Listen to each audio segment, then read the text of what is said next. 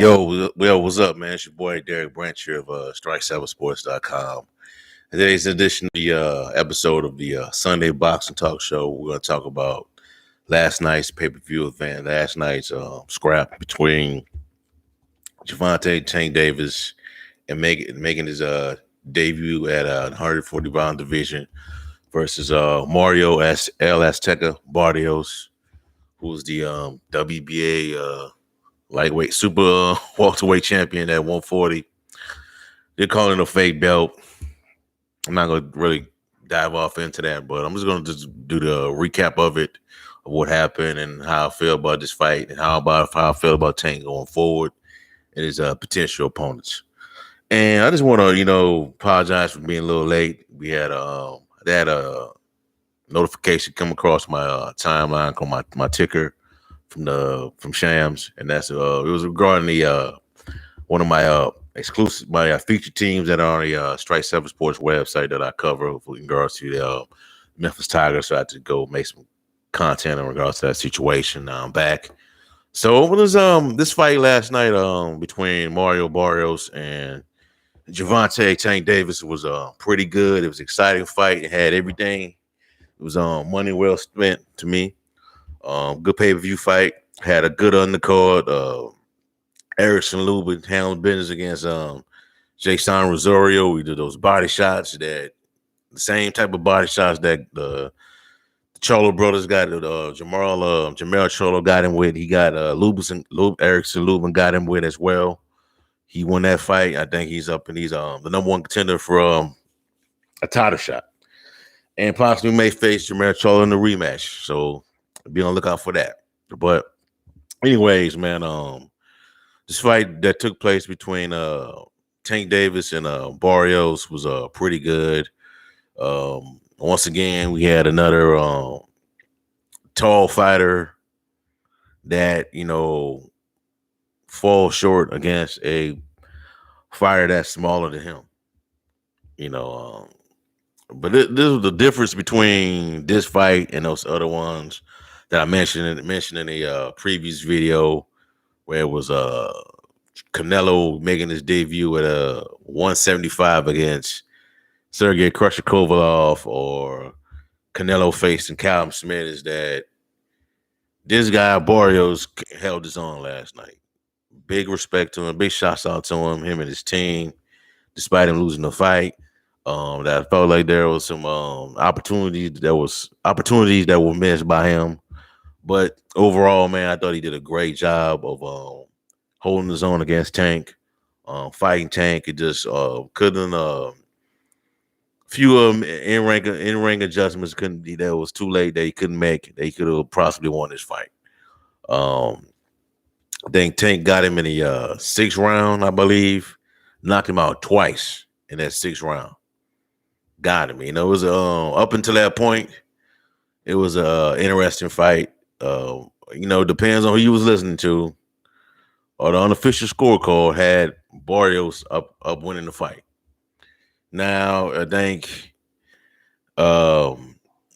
even though despite him possibly winning that fight or tied, at one point I think they had it as a tie in regards to those the unofficial scorecards.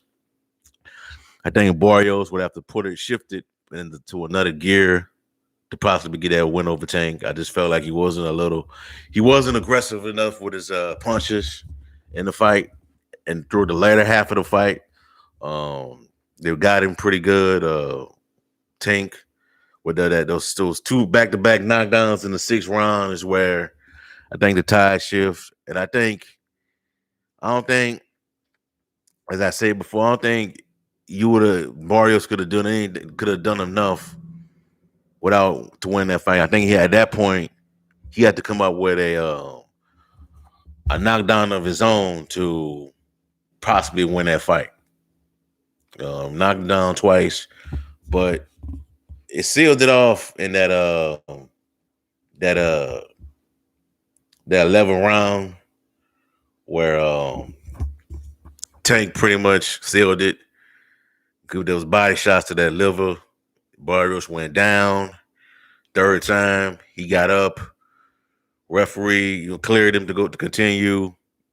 Tank got off another shot at him, and that pretty much was it for Barrios. The referee just pretty much called it off. Knocked out in 11 rounds. So I'm gonna got the recap on boxing.com written by Keith Idich. So I'm gonna just go ahead and read the official scorecard from the judges. Just give me a second.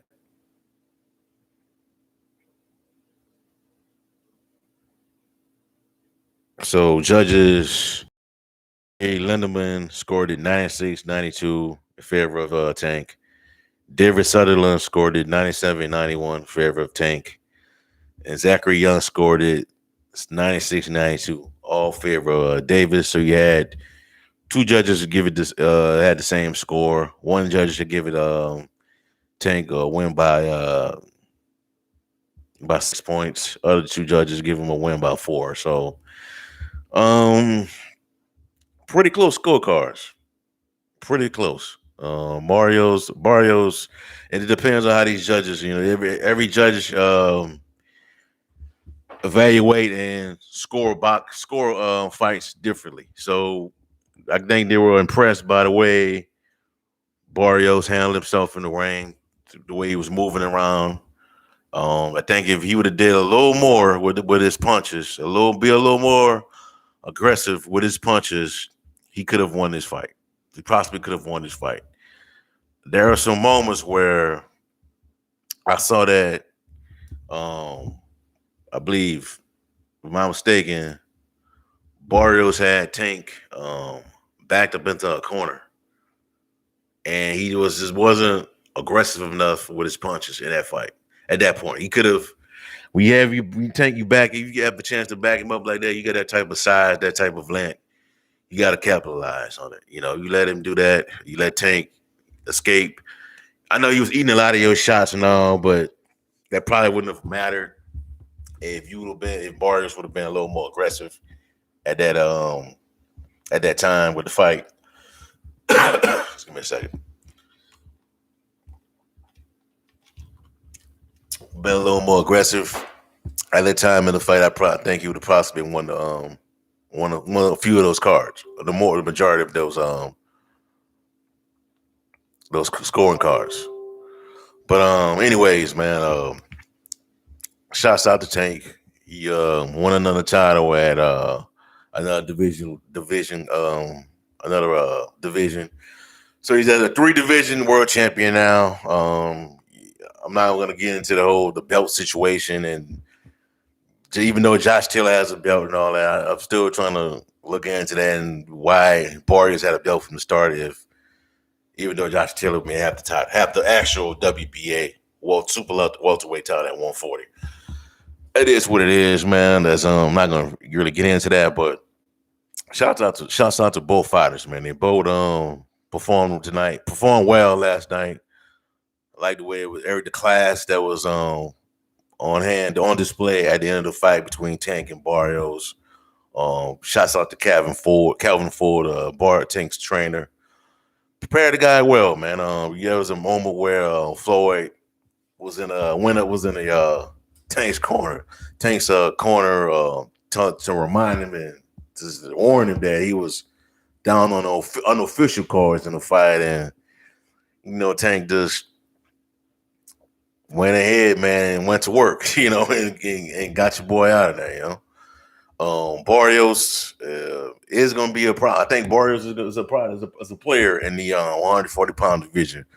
Really want to see what the PBC and Al Heyman has in store for him at that division, at that level. I don't think he's going to go back into another big time fight. I don't think they're not going to have him go against Reed's program or anything like that. They're 140s. The guys at 140 over there yet. I think it'd be another mid-level opponent they may face to get him back, a bounce back fight, and get him back into the conversational fight for for those belts at 140. But it just it was a great fight. Money well spent by me. I ordered it. I did a breakdown on it, a breakdown on it before the pay-per-view started, which was on last week. Was I did a breakdown on it on Friday afternoon. Did my breakdown, did analysis on it, what to expect, and if talking about whether Barrios would have come in and staged Friday, and he didn't. Proved me wrong. I'm glad he showed up for the fight. Pretty much, I think he was unfazed by Tank, the aura of Tank, and he did a great job. But shouts out to Tank, man. But after the fight, there was the commentary, and they asked Tank of who does he want him to fight next, and he just said he's gonna give it to his. I'm paraphrasing here, but he said he's just gonna give it up to his leave that up to his team, and he's just gonna sign off on where they go next as his next opponent, regards to his next opponent. Floyd Mayweather. You may not like it or not, but Floyd Mayweather said that Tank is not fighting out of the PBC. I mean, the way I see it is, I take that with a grain of salt, because all it takes is the right offer, man. The right offer for somebody on the outside. Everybody could come together, meet in, split a proper, the right, revenue split for the fight. I think he will fight off of PBC one day, eventually. Well, he will fight somebody outside the PBC. We don't know who it's going to be yet. I don't think he goes right into, if he stays at 140, I don't think he goes right into a showdown with Josh Taylor. I just don't think he goes that route yet. I think if he does stay at 140, a possible fight will be between him and Regis Prograis would be interesting before he goes the Josh Taylor route or Mikey Garcia. They can make that fight. I think they can make that fight in PBC. But who knows what they're gonna do next with Tank? I just think that you just gotta take it with a grain of salt with what they say last night. With him fighting off PBC or him fighting outside the PBC, I think he will fight somebody outside that stable eventually. But for now, man, we just got to see where they're gonna move him. I think he, depends, man, what the offer is gonna be. That he will move off of he'll stay at 140. But I think, like I said before, there is work for him at 140. There's a lot of work. You can go Josh Taylor, you can go Regis Prograis, Mikey Garcia. There's so many options that he can go at. They can go at that level. Fight Barrios again in a rematch. Who knows, man? But it was a great fight, man. Barrios took Tank to the 11th round, almost got to the 12th, but those knockdowns were costly, man. Those two knockdowns swung the fight. And Barrios' inability to capitalize cost him that fight. That was a close fight to me. They judged the way they scored it, man. Tank won by 4 points by two judge scorecards, and won by 6 by the other. So it was a close fight. If you're a person that's in here or anybody else that comes in, just hit the like button on the live stream. It goes into the visibility of this platform, to the growth of this brand going forward. I really appreciate it. But anyways, man, anybody got any questions, comments, anything you want to put into the chat, put it in there right now. So let me know where you think Tank's next move is going to be. Who's some potential opponents that he could fight going forward? Any intriguing of bouts that you want to see him in, right? In the future, and what fights are you looking forward to next? Wilder Fury 3, Spence Porter, Spence Pacquiao coming up in August. You got Joshua and Usyk in London on September 25th. So we'll see. We'll see how that go, man. Looking forward to all three of those fights coming up, man. It's gonna be boxing is on the comeback. Good to see the crowds back into the arenas. See the excitement, the energy. It just feels good, man. Good. It was a good week of sports overall. Good Saturday night of sports. You had the NBA playoffs going on. You had boxing. You had Lomachenko, Nakatani going on. You got Tank and Barrios fight. That was some great action last night, man. But anyways, man, that's all I have for y'all for right now. Give me a like, comment, subscribe to the channel. Let me know how you feel in the comment section below. But Tank's future going forward at the 140 division. Also, if you want to listen to any more of our Strike Seven Sports boxing content, check out the Boxing Talk playlist. Also in the also in the description box, check out strike7sports.com for latest content on NFL, the NBA, and much more. Have a blessed day. Peace.